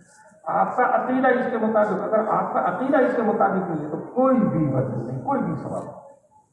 ایک کافر کہتا ہے سبحان اللہ، اللہ پاک ہے، اور اللہ کے ساتھ شرک جن کرتا ہے، بتلاؤں اس کا سبحان اللہ کہنا مفید ہے؟ ایک کافر کلمہ پڑھتا ہے لا الہ الا اللہ، لا الہ الا اللہ زبان میں کہتا ہے، دل میں جو ہے اللہ کی وحدانیت کا اقرار نہیں کرتا ہے، یہ لا الہ الا اللہ کو جنت میں پہنچائے گا یا جہنم میں؟ اور اگر آپ دل کی گہرائیوں سے کہیں گے لا الہ الا اللہ، لا الہ الا اللہ، اللہ کے سوا کوئی عبادت کے لائق نہیں، یہ کلمہ آپ کو کہاں پہنچا ہے؟ جنت میں۔ تو پہلا تقاضا یہ ہے کہ آپ کا عقیدہ اس کے مطابق ہونا چاہیے، اس سے اپنے عقیدے کی خبر لو کہ تمہارا عقیدہ صحیح ہے کہ صحیح۔ اگر تمہارا عقیدہ جو صحیح نہیں ہے تو لا سبحان اللہ کا کوئی ثواب نہیں، کوئی ثواب نہیں۔ پہلا تقاضا یہ پورا کتاب الایمان، پورا کتاب الایمان جو شروع کتاب میں ہے وہ بھی، اور یہ کتاب التوحید، یہ سب اس کی تلقین کرنا ہے۔ اللہ کو پاک مانو، شرک سے پاک مانو، تشبیہ سے پاک مانو، ہر عیب سے پاک مانو، شرک سے ضرور پاک مانو۔ بہت سے مسلمان ہیں جو سبحان اللہ کہتے ہیں، جب مصیبت آتی ہے تو قبر کی طرف دوڑتے ہیں، کبھی اس قبر پر جا کر کے منت مانگتے ہیں، کبھی اس قبر پر جا کر کے منت مانگتے ہیں، جیسے غیر مسلم ہوتے ہیں، کبھی اس بت کی پوجا کرتے ہیں، کبھی اس بت کی پوجا کرتے ہیں۔ ایسا سبحان اللہ کوئی وزن پیدا نہیں کرے گا۔ جب سمجھ گئے نہیں سمجھ گئے؟ اب دوسرا تقاضا میرے عزیز تو بڑا بھاری، آپ کا عمل اس کے مطابق، آپ کا عمل اس کے مطابق ہونا چاہیے۔ جب آپ کہہ رہے ہیں سبحان اللہ، اللہ پاک ہے، اللہ پاک ہے، تو گندے کام جو کرتا ہے نالائق، تو کس کا بندہ ہے؟ اللہ کا بندہ ہے کہ نہیں؟ تو اللہ پاک ہے تو ہمارے کام بھی تو پاک ہونے چاہیے، نہیں ہونے چاہیے؟ آپ کا عمل اس کے مطابق۔ سبحان اللہ کے کتنے تقاضے بتلاؤ؟ دو تقاضے۔ پہلا تقاضا آپ کا عقیدہ اس کے مطابق ہونا چاہیے، اور دوسرا آپ کا عمل اس کے مطابق، عمل اس کے مطابق، آپ کا عمل پاکیزہ ہے تو انشاءاللہ یہ کلمہ بڑا وزنی ہو جائے گا۔ پھر آپ سبحان اللہ کہیں گے تو بڑا وزنی ہو جائے گا۔ اور اگر آپ کا عمل پاکیزہ نہیں ہے، آپ کا عقیدہ جو صحیح نہیں ہے، تو لاکھ مرتبہ سبحان اللہ کہو، اس کا کوئی وزن نہیں۔ بتاؤ کتنے تقاضے ہیں سبحان اللہ کے؟ پہلا تقاضا کیا ہے؟ آپ کا عقیدہ اس کے مطابق ہونا چاہیے، یہ بری جیسا عقیدہ نہیں ہونا چاہیے۔ غیر مقلدین جیسا عقیدہ نہیں ہونا چاہیے، گمراہ جماعتوں جیسا عقیدہ نہیں ہونا چاہیے، معتزلہ جیسا عقیدہ نہیں ہونا چاہیے، جہمیہ جیسا عقیدہ نہیں ہونا چاہیے، خوارج جیسا عقیدہ نہیں ہونا چاہیے، شیعہ جیسا عقیدہ نہیں ہونا چاہیے، صحیح عقیدہ ہونا چاہیے۔ اہل سنت والجماعت کا جو عقیدہ ہے وہی عقیدہ ہونا چاہیے۔ نبی پاک صلی اللہ علیہ وسلم صحابہ کرام کا جو عقیدہ ہے اس کے مطابق آپ کا عقیدہ ہوگا تو سبحان اللہ وزنی ہوگا، ورنہ سبحان اللہ کی کوئی وزن نہیں ہوگا۔ اور دوسرا تقاضا ہے آپ کا عمل صحیح ہونا چاہیے، آپ کا عمل پاکیزہ ہونا چاہیے۔ امام غزالی رحمۃ اللہ علیہ نے بڑی عمدہ بات کی۔ امام غزالی بہت بڑے بزرگ، انہوں نے بڑی عمدہ بات کرتے ہیں۔ انہوں نے کہا کہ طہارت کے 4 درجے ہیں۔ طہارت کے معنی پاکیزگی کے ہے کہ نہیں؟ طہارت کے کتنے درجے ہیں؟ 4 درجے۔ پہلا درجہ یہ ہے کہ ظاہر کو خبث سے اور حدث سے پاک کرنا۔ ظاہر کو یعنی اپنے ظاہر کو، کپڑوں کو بھی، بدن کو بھی، تو اس سے پاک کرنا، خبث سے اور حدث۔ نجاست حقیقیہ تو خبث اور نجاست حکمیہ کو حدث کہتے ہیں۔ یعنی آپ کا بدن پاک ہونا چاہیے، آپ کے جسموں پر کہیں گندگی نہیں ہونی چاہیے، آپ باوضو ہونے چاہیے اور آپ پر غسل واجب نہیں ہونا چاہیے، تو آپ کا ظاہر پاک ہوگا نا۔ یہ پہلا درجہ ہے کہ آپ کا ظاہر پاک ہونا چاہیے حدث سے اور خبث سے۔ دوسرا جو ہے درجہ ہے آپ کے اعضاء کو پاک کرنا حرام، اعضاء کو پاک کرنا حرام سے، آنکھوں کو حرام سے بچانا، کانوں کو حرام سے بچانا، زبان کو حرام سے بچانا، ہاتھوں کو حرام سے بچانا، دل و دماغ کو حرام سے بچانا۔ یہ دوسرا جو درجہ ہے حرام کو نہیں، اعضاء کو حرام سے پاک کرنا، اعضاء کو حرام سے پاک کرنا۔ تیسرا جو ہے درجہ ہے دل کو افعال رذیلہ، اخلاق رذیلہ سے پاک کرنا، دل کو اخلاق رذیلہ سے پاک کرنا، حسد، کینہ، یہ سب جو ہے اخلاق رذیلہ ہے، اس سے پاک کرنا۔ دل بالکل نہ دل میں کسی کی طرف سے کینہ ہونا چاہیے، نہ حسد ہونا چاہیے، نہ بغض ہونا چاہیے، نہ کبر ہونا چاہیے، نہ عجب ہونا چاہیے، کچھ بھی نہیں ہونا چاہیے۔ اگر آپ کے دل میں کبر ہے، آپ کے دل میں عجب جن ہے، تو آپ طہارت کا تیسرا درجہ حاصل نہیں کرتے۔ تیسرا درجہ کیا ہے؟ دل کو اخلاق رذیلہ سے پاک کرنا۔ اور چوتھا درجہ ہے سر کو ما سوی اللہ سے پاک کرنا، سر کو ما سوی اللہ سے۔ سر کے معنی دل کی گہرائی، دل کی گہرائی میں اللہ کے سوا کسی کی محبت نہیں ہے۔ سر کو ما سوی اللہ سے جو پاک کرنا، دل کی گہرائی، دل ہونا گہر، دل کی گہرائیوں میں کیا ہے اللہ کے سوا کوئی نہیں جانتا، اس سے اس کو سر کہا جاتا ہے۔ دل کی گہرائی میں اللہ کی محبت ہونی چاہیے، اللہ کے علاوہ کسی کی محبت نہیں، نہ بیوی کی محبت، نہ باپ کی محبت، نہ ماں کی محبت، کسی کی محبت نہیں۔ حدیث پاک میں ہے کہ تم مومن کامل نہیں ہو سکتے ہو جب تک کہ اللہ اور اللہ کا رسول تمہارے نزدیک سب سے محبوب نہ ہو جائے۔ اللہ کا رسول اور اللہ سب سے محبوب ہو جائے جب تک تو سر کو پاک کرنا۔ یہ 4 درجے ہیں، اس کو اگر آپ نے اپنا لیا تو پھر سبحان اللہ کا تقاضا آپ نے پورا کر لیا، پھر ایک مرتبہ سبحان اللہ کہنے سے زمین و آسمان کے درمیان کی جو فضا ہے وہ بچ جائے۔ یہ تو تقاضے کس کے ہوئے؟ سبحان اللہ کے تقاضے ہوئے۔ اور دوسرا تقاضا ہے الحمدللہ۔ الحمدللہ کے 2 تقاضے، الحمدللہ کا پہلا تقاضا کہ آپ کا عقیدہ اس کے مطابق ہونا چاہیے، یعنی اللہ تعالیٰ کو آپ تمام خوشیوں کے ساتھ اور کمالات کے ساتھ متصف ہے۔ الحمدللہ تمام مومنین الحمدللہ کے تقاضے پر عمل کرتے ہیں، اللہ کو تمام خوشیوں کے ساتھ متصف جرما ہے نا، یہ تو پہلا تقاضا۔ دوسرا تقاضا کیا ہے؟ یہ بہت دوسرا تقاضا ہے آپ کا عمل اس کے مطابق ہونا چاہیے، آپ میں کمالات ہونے چاہیے، آپ میں خوبیاں ہونی چاہیے۔ بھائی تم کیا رہے ہو؟ اللہ تعالیٰ تمام خوبیوں کے مالک، تمام خوبیوں کے ساتھ متصف، تو تخلق مجھے اخلاق اللہ کے قاعدے کا اعتبار سے آپ نے دیکھو خوبیاں ہونی چاہیے ہونی چاہیے۔ اب انسان اپنے اندر جتنی خوبیاں پیدا کرے گا اتنا ہی باپ بن سکتا ہے۔ دیکھو خوبیاں 2 ہیں، ایک عملی خوبی اور ایک علمی خوبی۔ آپ کا علم اعلیٰ درجے کا، آپ کا علم جو اعلیٰ درجے کا، اور دوسرا آپ کا عمل بھی نہایت اعلیٰ درجے کا۔ یہ 2 کمال، علمی کمال اور عملی جن کمال، ان کمالات کے ساتھ آپ متصف ہیں تو سبحان الحمدللہ جو وہ تقاضے کے پورا سمجھ آئے؟ سمجھ میں آئی میری بات؟ یہ سبحان اللہ کا سبق ہے، یہ نصیحت کر رہے امام بخاری کہ جب بخاری پڑھ کر کے تم نے جو ختم کر لیا اگلی کی اصلی نصیحت قبول کر لو. سبحان اللہ و بحمدہ، دل کی گہرائیاں سکھاؤ، اللہ کو ہر عیب سے ہر نقص سے پاک مانو اور اپنے آپ کو پاکیزہ صفت بناؤ، اپنے آپ کو پاکیزہ صفت بناؤ. اور دوسرا یہ ہے کہ اللہ کو تمام خوبیوں کے ساتھ متصف مانو اور اپنے اندر خوب کمالات پیدا کرو، خوب جو ہے نیکیاں کرو. انشاءاللہ سبحان اللہ کا بھی پورا ہوگا اور الحمدللہ کا بھی تقاضا جب پورا ہوگا. امام بخاری کے حدیث عقید میں یہ کہا ہے کہ بچے فارغ ہو کر کے جا رہے ہیں میدان عمل میں وہ قدم رکھیں گے، تو اس لیے اگر آپ کا عمل پاکیزہ ہوگا تو انشاءاللہ آپ دنیا میں بھی شکر ہوں گے اور آخرت میں بھی شکر کریں گے. اگر عمل پاکیزہ نہیں ہے تو یہ سبحان اللہ کہنا کوئی نہیں. اور دیکھو نادانستہ طور پر جو ہے تم غلط کام کرو گے، تم سمجھ رہے ہو کہ ہم اچھا کام کر رہے ہیں، نیکی کا کام کر رہے ہیں، لیکن نیکی کا کام نہیں ہو، غلط. میں ایک کتاب لایا جو یہاں بہت پڑھی جاتی ہے. یہ کتاب، اس کتاب کا نام ہے البرکات المکیہ فی الصلوات النبویہ. البرکات النبویہ فی الصلوات النبویہ. اس میں کیا ہے 804 یا 5 درود شریف کے سگے. اس میں کتنے درود شریف کے سگے؟ 805 یا 400. اور کیا کیا ہے مصنف نے؟ نبی پاک صلی اللہ علیہ وسلم کے نام ادھر ادھر سے تلاش کیے. 800 نبی کے کتنے نام تلاش کیے؟ 800 نام.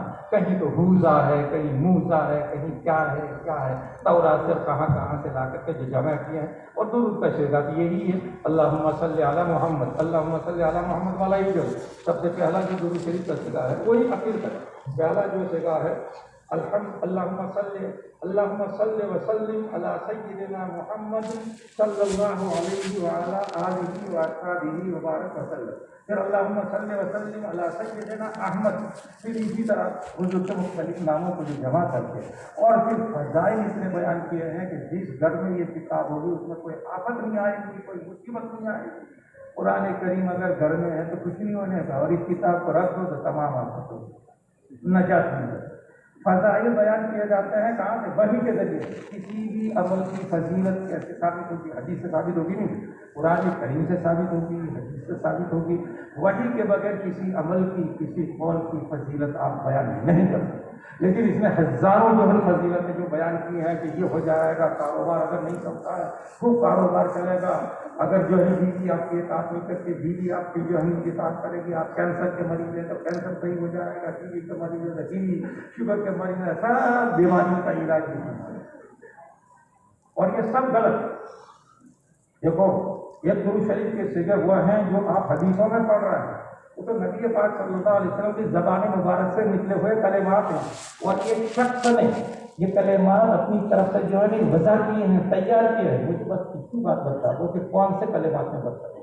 نبی پاک صلی اللہ علیہ وسلم کی کلمات میں برکت ہوگی یا گھڑے ہوئے کلمات میں برکت ہوگی؟ صحیح بتلاؤ. نبی کے. لیکن اس میں کوئی بھی صیغہ، دیکھو فضائل اعمال ہے، فضائل درود شریف، اس میں 40 صیغے ہیں، لیکن وہ سب حدیثوں سے منقول. جتنے بھی صیغے جو ہے ذکر کیے گئے فضائل درود شریف میں 40 جو صیغے ہیں قرآن کریم سے ماخوذ ہیں یا کہاں سے ماخوذ ہیں؟ احادیث صحیحہ یا نبویہ سے ماخوذ. اس میں کوئی ایک بھی صیغہ جو ہے احادیث نبویہ سے ماخوذ نہیں. تو سب اس میں برکت کہاں سے ملا؟ اور ہمارے یہاں پڑھی جا رہی ہے، خوب آپ کا پڑھ رہی ہے، خوب آپ کا پڑھ رہی ہے. یہ ان کا عقیدہ خراب نہیں ہے تو کیا ہے؟ صرف سبحان اللہ جب کہہ رہے ہیں عقیدہ تو ان کا جو خراب ہے. اس کتاب کو پڑھنا میرے نزدیک نہ چاہیے. ایک بات اور مطلب علماء کرام یہاں تشریف فرمائے اور تم بھی اب عالم بن گئے ہے نا. ارے پگڑی باندھی تو عالم بن گیا نہیں بن گیا؟ وہ بھی عالم بن گیا. آپ نے درود شریف کے صیغے سنے ہوئے، لیکن درود شریف میں نبی پاک صلی اللہ علیہ وسلم کا ایک ہی نام ملے گا، دوسرا نام نہیں ملے گا. اللہم صلی علی محمد وعلی آل محمد کما صلیت علی ابراہیم وعلی آل محمد. کسی ایک درود شریف کا صیغہ مجھے بتا دو جس میں یہ کہا ہے اللہم صلی علی محمد. احمد تو نبی پاک صلی اللہ علیہ وسلم کا مشہور نام ہے کہ نہیں، لیکن درود شریف میں صرف محمد صلی اللہ علیہ وسلم استعمال کرتا، کوئی دوسرا لفظ نہیں۔ بتا دو مجھے کہ کھلا حدیث میں اللہم صلی علی محمد کے بجائے اللہم صلی علی احمد ہے، تو میں مان لوں گا، میں اپنی بات سے درود کر لوں گا۔ اور اس میں صرف پہلا درود ہے، اس میں تو اللہم صلی علی محمد ہے، ورنہ تو صلی علی احمد اور یہ اور بوزا بوزا اور کھوزا اور چوہا اور پھولا کہاں سے برکت آ گئی اس میں؟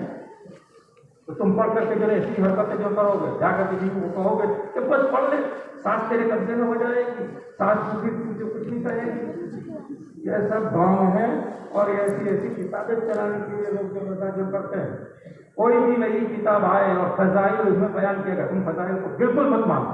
فضائل کے بارے میں یاد رکھو کہ قرآن اور حدیث سے جو فضائل ثابت ہوں گے وہی معتبر ہوں گے، ورنہ میں کیا بیان کر سکتا ہوں؟ کوئی بڑے سے بڑا عالم بھی نہیں بیان کر سکتا کہ اس عمل کا کیا جو مرتبہ ہے، کیا فضیلت، وہ تو حدیث سے معلوم ہوگا یا قرآن کریم سے جو معلوم ہوگا۔ میرے ساتھ تبدیل بہت ہو گیا، مجھے اتنا وقت نہیں دینا چاہیے تھا، لیکن میں آپ حضرات کا شکریہ ادا کرتا ہوں کہ آپ اخیر تک جو جمے بیٹھے رہے اور میری بات کو آپ نے غور سے سنا۔ مجھے امید ہے کہ آپ اس پر ضرور جو عمل کریں گے اور اپنے معاشرے کو شاندار بنانے کی کوشش کریں۔ جیسا ہمارا ظاہر جو ہے صاف ستھرا ہے، ہمارا باطن بھی ایسا صاف ستھرا ہے۔ اللہ تعالیٰ ہم سب اس پر عمل کرنے کی توفیق عطا فرمائے۔ وآخر دعوانا الحمد للہ رب العالمین۔